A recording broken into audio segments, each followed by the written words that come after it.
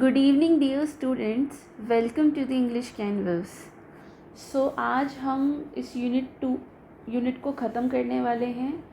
इस यूनिट में एक चैप्टर था जिसका नाम था द साउंड ऑफ म्यूज़िक। इसमें दो पार्ट्स में दो अलग अलग स्टोरीज़ थी और दोनों ही स्टोरीज़ काफ़ी इंस्पिरेशनल थी। अब बात करते हैं पोएम की, the wind. So today we are going to explore a very powerful and thought-provoking poem titled Wind by Subramanya Bharti. Wind is written by Subramanya Bharti. One of the Subramanya Bharti was one of the greatest Tamil poets and freedom fighters of India. He is also known as Mahakavi Bharti. His poetry reflects patriotism, courage, social reform and deep human values. So ये जो poem है The Wind, ये symbolic है. It's not just about natural wind but also about the challenges and struggles of life. And अगर आपको ये explanation अच्छा लगता है, हेल्पफुल लगता है, तो इसको प्लीज़ लाइक कीजिए और अपने क्लासमेट्स और अपने फ्रेंड्स के साथ इसको शेयर कीजिए और चैनल को सब्सक्राइब करना ना भूलें. So in this poem, the poet addresses the wind as a powerful force of nature. He shows how the wind is destructive to the weak but friendly and supportive to the strong. It is a reminder that in life too, only those who are strong, determined and resilient can face challenges and survive hardships. तो poem हमें बताती है कि जो wind है वो कमज़ोर घरों को ब्रेक करती है, कमज़ोर दरवाज़ों को, क्रम्बिंग वॉल्स को ब्रेक करती है. और वो जो विंड होती है वो डेलिकेट, नाजुक और कमज़ोर चीज़ों को ही ब्रेक कर पाती है.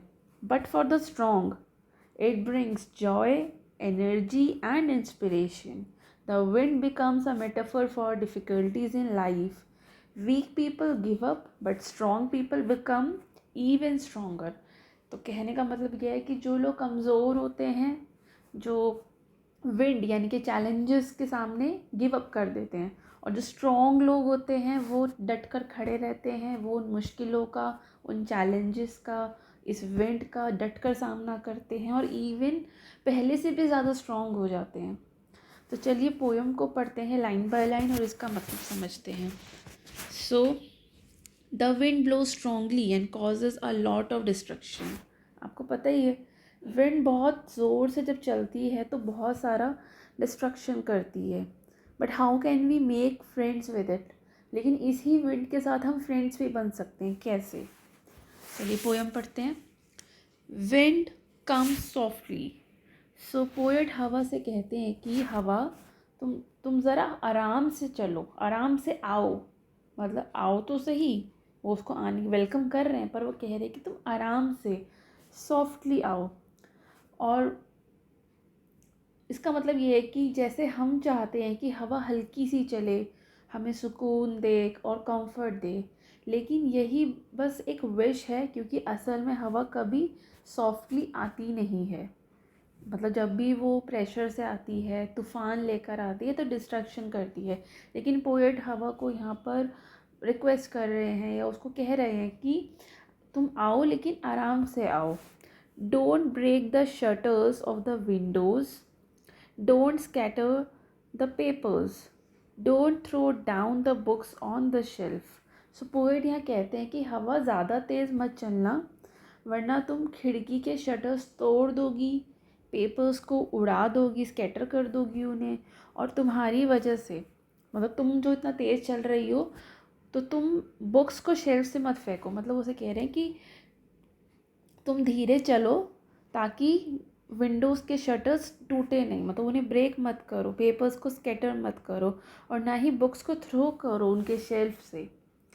सो ये हवा की डिस्ट्रक्टिव पावर यहाँ पर दिखाई गई है कि जब हवा तेज़ चलती है तो विंडोज़ के शटर टूट जाते हैं, पेपर्स स्कैटर हो जाते हैं और शेल्फ से बुक्स गिरने लगती हैं. सो हवा की डिस्ट्रक्टिव पावर दिखाई गई है, मतलब जब वो तेज़ चलती है तो सब कुछ बिगाड़ देती है. There look what you did, you threw them all down, You tore the pages of the books. You brought the rain again. तो पोएट हवा से यहाँ पर शिकायत कर रहे हैं, कंप्लेंट कर रहे हैं कि देखो ये तुमने क्या किया है, कह रहे हैं they look what you did, कि देखो तुमने ये क्या कर दिया, तुमने सारी किताबें गिरा दी, उनके सारे पेजेस को तुमने फाड़ दिया, टोर कर दिया, और तुम बारिश को भी दोबारा ले आई। मतलब वो कह रहे हैं कि देखो ये तुमने क्या किया, सारी किताबें तुमने गिरा दी, उनके पेजेस तुमने फाड़ दिए, और फिर से बारिश भी तुम ले आई। तो ये लाइंस, ये 3 लाइंस यहाँ बताती हैं कि हवा कभी हमारी बात मानती ही नहीं है, उसको अपनी शक्ति दिखानी होती है, अपनी ताकत दिखानी होती है, और यही उसका नेचर है कि वो अपनी ताकत दिखाएगी।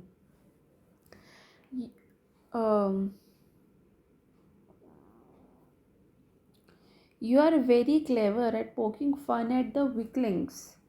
Frail crumbling houses, crumbling doors, crumbling rafters, crumbling wood, crumbling bodies, crumbling lives, crumbling hearts.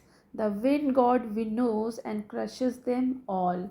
सो पोएट यहाँ पर इन 5 लाइन्स में कहते हैं कि हवा कमज़ोर चीज़ों का मजाक उड़ाती है। मतलब you are very clever at poking fun at the weaklings. जो लोग कमज़ोर हैं, जो चीज़ें कमज़ोर हैं, तुम उसका मजाक बनाती हो, चाहे वो कमज़ोर घर हो, फ्रेल क्रम्बलिंग हाउस, मतलब कमज़ोर सा घर हो, कमज़ोर दरवाजे हों, कमज़ोर राफ्टर्स हों, मतलब लकड़ी हो, या कमज़ोर वुड हो, क्रम्बलिंग क्रम्बलिंग वुड्स हो, मतलब कमज़ोर लकड़ी हो, क्रम्बलिंग बॉडीज़, मतलब ऐसे इंसान जो कमज़ोर हैं, मतलब इंसान की बॉडी जो कमज़ोर है, क्रम्बलिंग लाइव्स जिनकी लाइफ बहुत ही डेलिकेटेड है, और क्रम्बलिंग हार्ट्स मतलब इंसान का शरीर या इंसान का दिल, तुम सब, मतलब सब जो है ये हवा तोड़ देती है।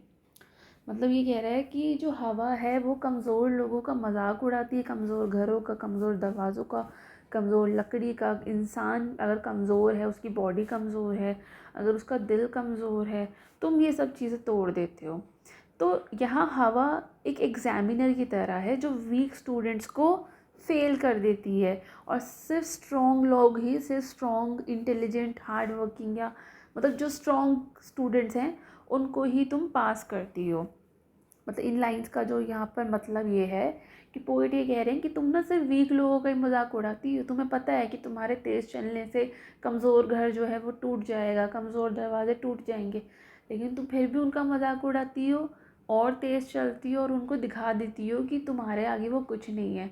तुम बिल्कुल उस टीचर की तरह हो, उस एग्ज़ामिनर की तरह हो जो सिर्फ कमज़ोर बच्चों को ही फेल करता है, जो बच्चे पढ़ाई में पहले से अच्छे, उनको अच्छे नंबर से पास कर देता है। He won't do what you tell him. So come, let's build strong homes. Let's join the doors firmly. Practice to firm the body. Make the heart steadfast. अब ये 5 लाइंस में हमने पढ़ा कि पोएट यहाँ कहते हैं कि हवा हमारी बात नहीं सुनती है, इसलिए हमें अपने घर के दरवाज़ों को स्ट्रॉन्ग बनाना है। क्या ना, he won't do what you tell him. इस लाइन का मतलब है कि हवा से तुम कितना भी रिक्वेस्ट कर लो, तुम कितना भी कह दो, वो कभी हमारी बात नहीं सुनेगी। मतलब वो बात नहीं सुनेगा, जो विंड है ना वो हमारी बात नहीं सुनेगा। तो वो कहते हैं कि चलो आओ, let's build the strong homes, चलो आओ हम सब मिलकर घरों को मजबूत बनाते हैं। ठीक है, मतलब हमारी, अब हवा तो हमारी बात नहीं मान रही, तो हमें हवा से लड़ने के लिए मेहनत करनी पड़ेगी, इसलिए हम अपने घरों को मजबूत बना लेते हैं। Let's join the doors firmly, और उस मज़बूत घर को बनाने के बाद दरवाजे भी अच्छे से हम जॉइंट कर देंगे, मतलब अच्छे से हम लगा देंगे। जब दरवाजे भी कमज़ोर नहीं होंगे तो वो भी नहीं टूटेंगे। Practise to form the body, मतलब हमें अपने शरीर को भी स्ट्रॉन्ग बनाना पड़ेगा। And make the heart steadfast, और हमें अपने दिल को मज़बूत बनाना पड़ेगा।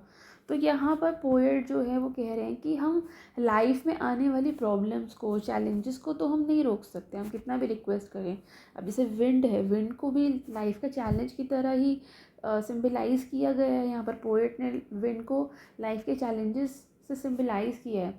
वो कह रहे कि मैंने तो इसको बोला था कि भाई आराम से चले, इतना नुकसान नहीं करे, अब ये तो नहीं रुक रही है। अब हम लाइफ में भी हमारे प्रॉब्लम्स बहुत आती है, बहुत सारे चैलेंजेस आते हैं, तो वो हमारी रिक्वेस्ट करने से रुक तो जाएगा नहीं।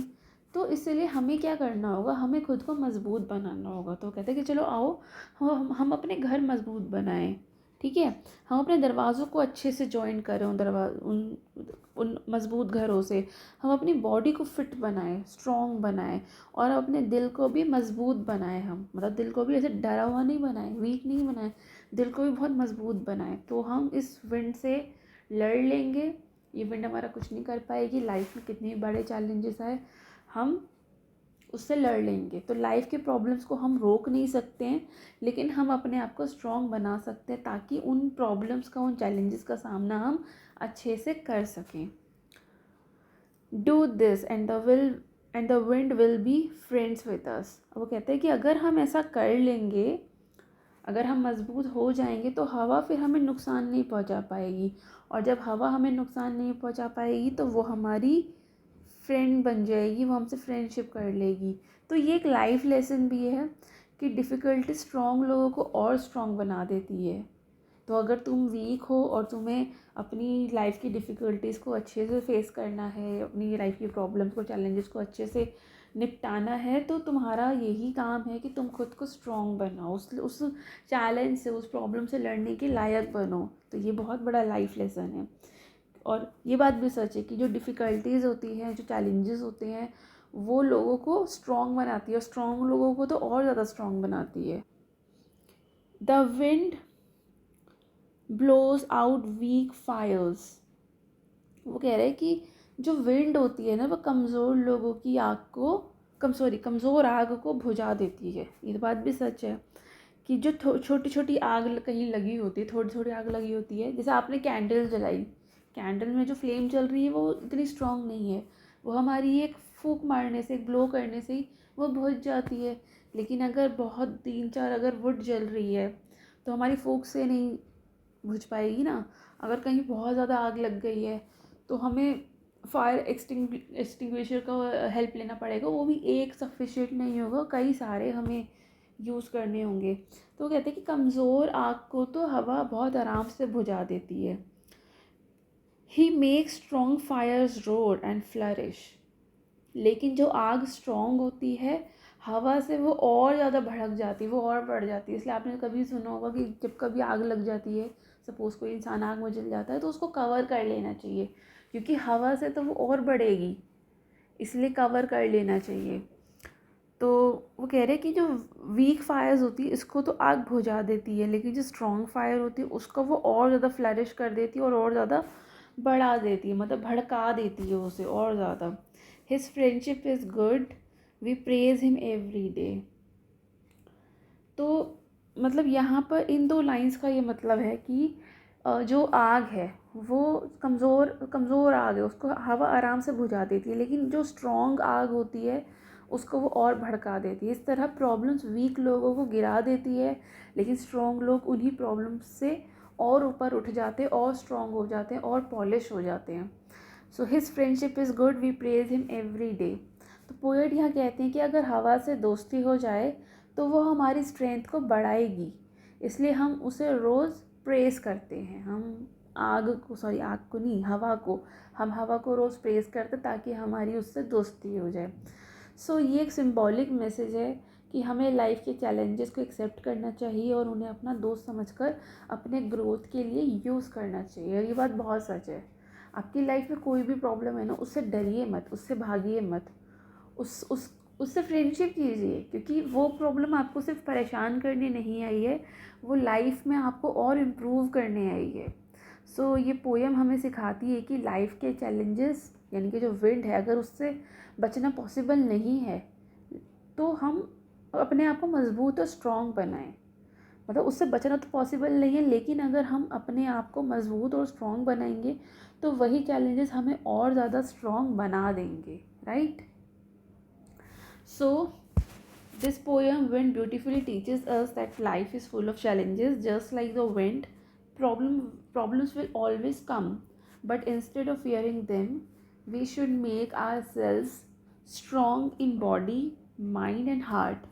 The we may break under difficulties, but the strong become even stronger. So challenges are not meant to stop us, they are meant to shape us, test us and prepare us for the success. So हमेशा याद रखिएगा, don't ask the wind to be soft. मतलब हवा से मत कहिए, मतलब life के चैलेंजेस से मत कहिए कि वो आपकी लाइफ में सॉफ्टली आए, बल्कि ऐसा रिक्वेस्ट करने से अच्छा है कि खुद को प्रिपेयर कीजिए, ताकि आप उस स्ट्रॉन्ग के अगेंस्ट, उस चैलेंज के अगेंस्ट, उस प्रॉब्लम के अगेंस्ट स्ट्रॉन्गली खड़े रहें। So this is all about today's class. If you enjoyed today's explanation, don't forget to like and share the video and subscribe for more such interesting lessons. So see you in the next class. Thank you.